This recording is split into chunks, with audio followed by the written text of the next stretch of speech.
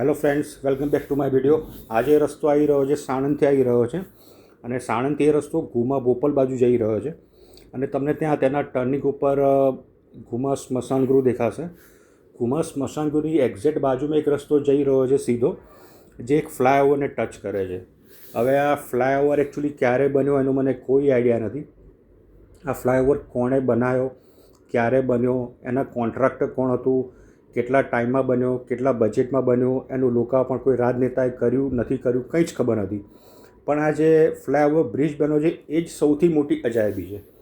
હવે અજાયબી વિશે હું તમને આગળ જણાવીશ, પણ સૌથી પહેલાં આપણે એક વસ્તુનો વિચાર કરીએ કે કોઈપણ જગ્યાએ ફ્લાયઓવર બ્રિજ બનવાનો હોય તો તેના માટે ઘણું બધું સંશોધન થયું હોય કે ભાઈ આ બ્રિજની લંબાઈ અહીંયા કેટલી હોવી જોઈએ, શું કપાશે, શું નહીં કપાય, બ્રિજનો ઢાળ, એનું કયા એંગલ પર શું હોવું જોઈએ, ઘણી બધી તૈયારીઓ, ઘણી બધી વિગત, ઘણી બધી R&D કરી હોય એ લોકોએ.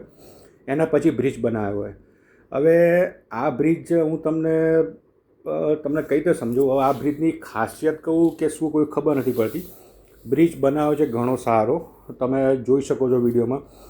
અમુક જગ્યાએ રિફ્લેક્ટર મૂક્યા છે કે જ્યાં થોડો ટર્નિંગ આવો તો તમને આઈડિયા આવે કે ભાઈ આગળ થોડું વળાંક જેવું છે, એટલે સાચવીને ચલાવો. પણ બીજી એક વસ્તુ આમાં એ પણ તમે નોટ કરજો કે આખા બ્રિજ પર કોઈ પણ જગ્યાએ તમને સ્ટ્રીટ લાઇટો કે લાઇટો છે કહેવાય તો લાઇટના થાંભલા તમને ક્યાંય જોવા નહીં મળે. હવે એનાથી પણ સૌથી મોટી વસ્તુ છે કે હું આ બ્રિજને છે ને અમદાવાદની અજાયબી ગણું છું. અજાયબી એટલા માટે ગણું છું કે બ્રિજ સરસ બનાવ્યો છે, બધું તમે આમાં કંઈ વાંક કાઢી શકો લાગતું નથી, કે સિવાય કે એમાં લાઇટોના થાંભલા નથી. હવે એવું છે કે હવે આપણે જે અત્યારે તમે વિડીયોમાં જોઈ રહ્યા છો કે ધીરે ધીરે આપણે બ્રિજ ખતમ થઈ રહ્યો છે, યાની કે બ્રિજ પરથી આપણે નીચે ઉતરી રહ્યા છે. હવે વાત એવી છે કે આ બ્રિજ પરથી ઉતરીએ, સામે કોઈ રસ્તો નથી એને કનેક્ટેડ. સામે એક દિવાલ આવી જાય છે અને 2-4 કાચા રસ્તા દેખાય છે. એટલે મને એ વસ્તુ ખબર નથી પડતી કે આ બ્રિજ એમણે કઈ રીતે બનાવ્યો અને કયા પર્પઝથી બનાવ્યો.